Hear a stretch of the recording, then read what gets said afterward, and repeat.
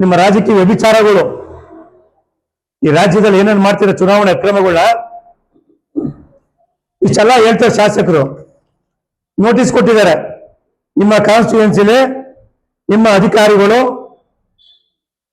ಹಿಂದೂಮತಿ ಒಬ್ಬ ಮಹಿಳೆಗೆ ನಾವೇನು ಆರೋಪ ಮಾಡಿದ್ದೋ, ಎಲ್ಲೋ ಕೂತ್ಕೊಂಡು SIR ಮಾಡ್ತಿರೋ ಆರೋಪ ಏನ್ ಮಾಡಿದ್ದೋ ಆ ಮಹಿಳೆಗೆ ನಿನ್ನೆ ನಿಮ್ಮ ಸರ್ಕಾರದ ಅಧಿಕಾರಿಗಳು JDS ಪಕ್ಷದವರು ಯಾರು ವಕ್ತಾರರು ಕೊಟ್ಟಿಲ್ಲ ನೋಟಿಸ್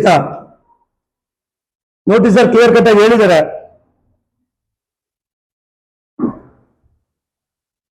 ನೀವು ಒಂದೇ ಜಾಗದಲ್ಲಿ ಎಲ್ಲಾ ಮತದಾರರನ್ನು ಕರೆದು ಎನ್ಯುಮರೇಷನ್ ಫಾರ್ಮ್ಗಳನ್ನು ವಿತರಣೆ ಮಾಡುತ್ತಿರುವುದು ಕಂಡು ಬಂದಿರುತ್ತದೆ. ಇದು ಅತ್ಯಂತ ಗಂಭೀರವಾದ ಪ್ರಕರಣವಾಗಿದ್ದು ಇದು ನಿಮ್ಮ ಚುನಾವಣಾ ಕಾರ್ಯದಲ್ಲಿ ನಿರ್ಲಕ್ಷ್ಯ ಆಗಿರುತ್ತದೆ. ಸ್ವಾಮಿ, ಸನ್ಮಾನ್ಯ ಶಾಸಕರ, ಅತಿ ಬುದ್ಧಿವಂತಿಕೆ ಶಾಸಕರ, ಇದಕ್ಕೇನು ಉತ್ತರ ಹೇಳ್ತೀರಿ ಹೇಳಿ?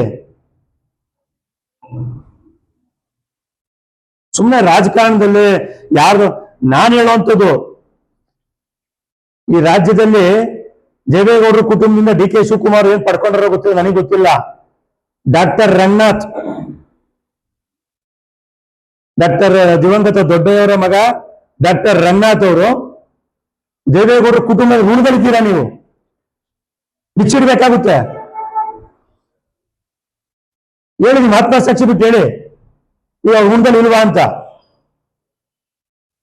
2006-07-08 ನೀವು Rajiv Gandhi health and medical ಯೂನಿವರ್ಸಿಟಿಗೆ ಸೆನೆಟ್ ಮೆಂಬರ್ ಆದ್ರಲ್ಲ ಸ್ವಾಮಿ, ಯಾರು ಋಣ ಅದು? ನಿಮ್ ಷಟ್ಕ ಮಾಡಿದ್ರಾ? ಅವತ್ತು ಮುಖ್ಯಮಂತ್ರಿ ಸಿಗ್ನೇಚರ್ ಇದೆಯಲ್ಲ ನಿಮ್ ಸೆನೆಟ್ ಮೆಂಬರ್ ಆಗಿ ರಾಜೀವ್ ಗಾಂಧಿ ಯೂನಿವರ್ಸಿಟಿಗೆ, ಯಾರು ಋಣ ಅದು?